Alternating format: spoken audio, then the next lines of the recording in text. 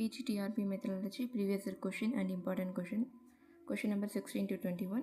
Question number 16, போர்ப்படை பயிற்சி அளிக்கும் பள்ளி எது? ஆப்ஷன் பி சைனிக் பள்ளி, இது யூனிட் 8 இருக்குது. கொஷின் நம்பர் 17, சைனிக் பள்ளிகளுக்கு முன்பு வழங்கிய பெயர் என்ன? ஆப்ஷன் டி ஜார்ஜ் அரசர் பள்ளிகள், இது யூனிட் 8 வந்து இருக்குது.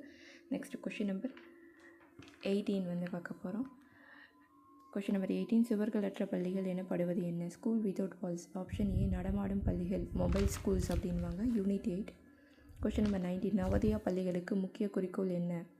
ஆப்ஷன் சி மீத்திறன் பெற்ற சிறுவர்களுக்கு கல்வி கற்பித்தல், யூனிட் 8. கொஷின் நம்பர் 20, புதிய கல்விக் கொள்கை 1986 புதுமை அம்சமாக கருதப்படுவது? ஆப்ஷன் சி நவோதயா பள்ளிகள், யூனிட் 8. கொஷின் நம்பர் 21, நவோதயா பள்ளிகளில் சேர தகுதி? ஆப்ஷன் சி 5ஆம் வகுப்பு தேர்ச்சி, இது வந்து யூனிட் 8 வந்து இருக்குது.